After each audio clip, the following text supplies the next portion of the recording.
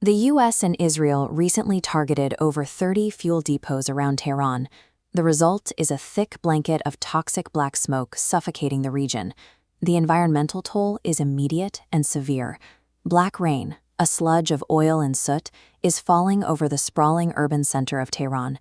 Breathing this highly toxic air places millions of trapped civilians at a sharply elevated long-term risk of developing cancer. Meanwhile, the economic blowback has instantly hit American shores. Tanker traffic in the Gulf has completely collapsed, and everyday citizens are already facing skyrocketing pump prices. Fuel and diesel costs in the U.S. have spiked at a historic rate. Military campaigns are typically designed to produce a political or economic advantage. Yet this offensive has triggered a massive humanitarian disaster abroad, while simultaneously sabotaging the president's domestic economy.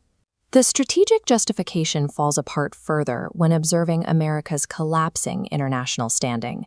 Historically neutral nations, like Switzerland, have abandoned decades of precedent to publicly condemn the strikes. At the highest diplomatic levels, including the UN General Assembly, the main deliberative body of the United Nations, an overwhelming global consensus has formed against the United States. Allies and adversaries alike are isolating Washington. If the goal was regime change, the tactics have actively backfired. The precision smart bombs used in these attacks ended up assassinating the few remaining moderate voices within Iran's leadership, the exact people Washington would eventually need to negotiate with. With moderates gone, a new, deeply radical leadership is taking control. Iran's Assembly of Experts has effectively positioned Mojtaba Khamenei as the next supreme leader. Unlike past leaders who balanced institutional powers, Khamenei is integrated with the IRGC, the Islamic Revolutionary Guard Corps, which is the most hardline, dominant branch of the Iranian armed forces. He has zero interest in American diplomacy. The administration has engineered a strategic, economic, and diplomatic failure. By every conventional metric, this war works against the president's own self-interest, suggesting an external pressure forcing the decision. Right as the bombs began falling, the Justice Department unsealed new explosive documents relating to the convicted sex offender Jeffrey Epstein. These files contain highly disturbing allegations. In a 2019 FBI interview, a woman detailed an encounter from when she was 13 years old, claiming she was introduced to Donald Trump and left alone with him in a private room, leading to severe allegations of assault. The first bombs fell on Tehran just days after these documents threatened the president's domestic political survival.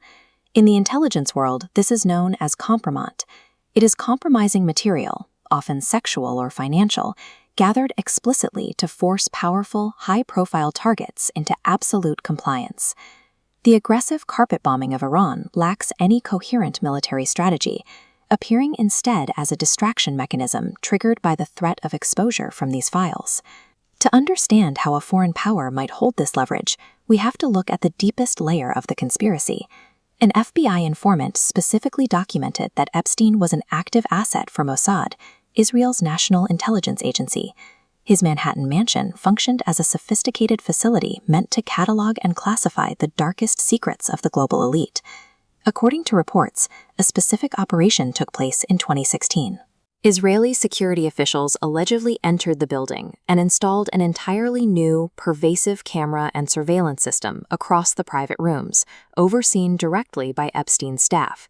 This surveillance network was operating while the mansion frequently hosted extremely unusual guests, most notably Ehud Barak, a former Israeli prime minister and a veteran of Israel's military intelligence, who reportedly stayed there regularly. This combination of pervasive surveillance and the presence of foreign intelligence veterans mirrors the structure of a state-sponsored honey trap, a tool designed to capture and control the architects of American foreign policy. The mechanics of compromat link the Manhattan townhouse to the current battlefield. The total destruction of Iran perfectly aligns with Israel's long-term geopolitical goals, despite offering zero strategic value to America. When a foreign intelligence agency holds ultimate leverage over a commander-in-chief, the highest office effectively becomes a remote-controlled asset.